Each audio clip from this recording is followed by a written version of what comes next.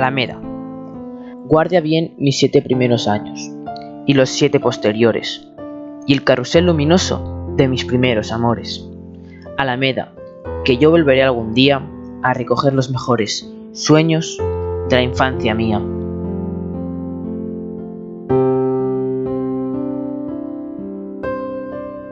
Concepción Méndez Cuesta nació en Madrid el 27 de julio de 1898.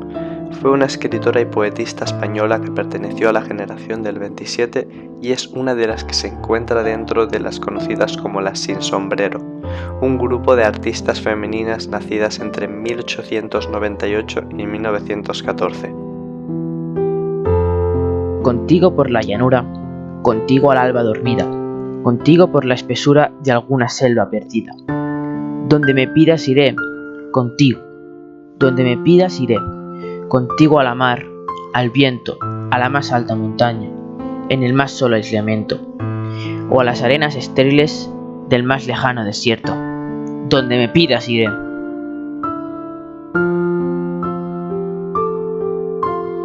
Procedía de una familia rica con la que pasaba los veranos en San Sebastián, donde conoció al que fue su primer novio en 1919, Luis Buñuel. Por sus primeros versos podemos ver que estudió en un colegio francés. Durante los siguientes años, Concha se relacionó con Luis Cernuda, Rafael Alberti y Federico García Lorca, pero también con una gran amiga suya, la pintora Maruja Mayo, que era una de las Sin Sombrero, un proyecto con el que en los últimos años las mujeres que pertenecían a él se hicieran más famosas. Su primera obra fue publicada en 1926, Inquietudes.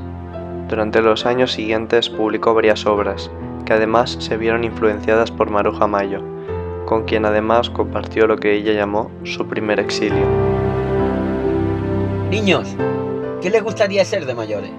Yo, capitán de barco. Tú eres una niña, las niñas no son nada. Pero, no, yo voy a ser libre, seré lo que quiera ser. Que no, te he dicho. Sácate esas ideas de la cabeza, niñita. Tú de mayor tendrás hijos y cuidarás de tu casa y de tu marido y nada más. Desde muy joven se independizó y viajó desde Londres a Montevideo y a Buenos Aires, donde tuvo contacto con Guillermo de Torre, un escritor y crítico que dirigía la sección de letras del diario La Nación, sitio donde comenzó a publicar poemas cada semana. Su estancia en Buenos Aires la llamó su segundo exilio. Con la llegada de la República regresó a España y se instaló en Madrid. Allí comenzó a frecuentar el café Granja El Henar, donde se solían realizar diversas tertulias. Federico García Lorca le presentó a un impresor malagueño, Manuel Alto Aguirre, con quien se casó poco después. Junto a su marido crearon la primera imprenta, La Verónica, en la habitación de un hotel de Aragón. Allí empezaron a editar la revista Héroe. Dicha revista contó con la participación de Unamuno, Pedro Salinas, Jorge Guillén y Juan Ramón Jiménez.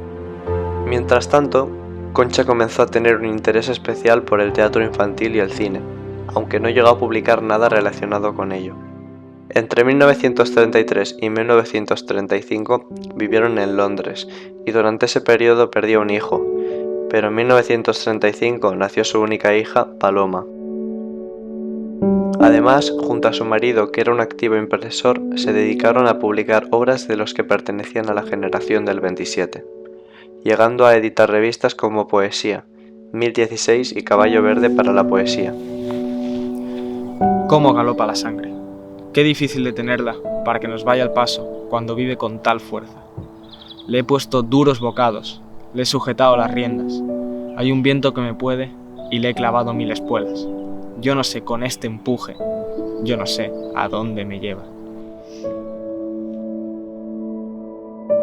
En 1935 regresaron a España con su hija, pero al estallar la Guerra Civil Española y tomar partido por el bando republicano, abandonaron Madrid y se exiliaron. En un primer momento solo se fueron Concha y su hija, y estuvieron viviendo en Inglaterra, Bélgica y Francia. Posteriormente regresó a Barcelona para reunirse con su marido y exiliarse los tres a París, y más tarde se trasladaron a La Habana, donde permanecieron hasta 1943. Un año más tarde, en 1944, se trasladaron a México. Durante su estancia aquí, Concha sufrió el abandono de su marido, por lo que se quedó a cargo de su hija. Dentro de este exilio se encontró con otros intelectuales exiliados, entre los que se encontraba María Zambrano. Deslizándome en el agua hasta la isla he venido, he vagado entre sus brisas y por su costa he corrido. Del mar salí llena de algas, con el bañador ceñido, y tras andar por la isla, bajo un árbol he dormido.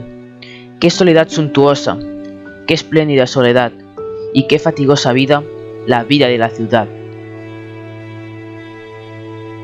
Al pasado mi vista se encamina, y, en horas que no olvido, te retiene, alto, enclavado, la memoria mía.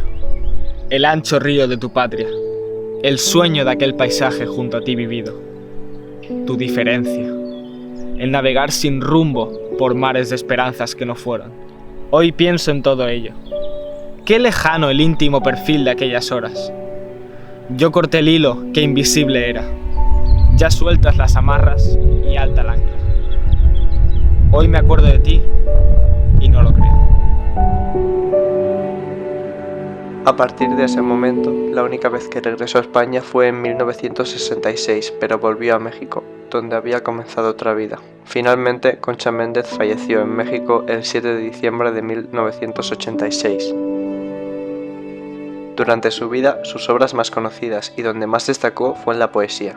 Además, sus escritos se pueden diferenciar en 3 etapas. En una primera se centra más en la modernidad, es decir, en todo aquello que representa dicho concepto. También introduce los temas de la naturaleza, viajes y el mar. En una segunda etapa, comenzó a mostrar una voz más personal. En los poemas escritos durante esta etapa se aprecia la madurez y las durezas de la vida a las que se tuvo que enfrentar. La pérdida de un hijo, la siguiente maternidad, la resistencia, el abandono, la separación de su ser querido, la nostalgia por dejar su tierra, etc. En una última etapa se centra más en proyectar su intimidad, como una manera de traer de vuelta los buenos recuerdos y no permitir que estos se olviden. Hablan de la propia existencia, de lo vivido.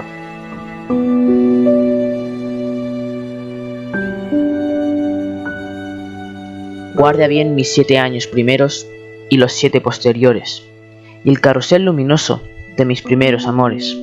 Alameda, que yo volveré algún día a recoger los mejores sueños de la infancia mía.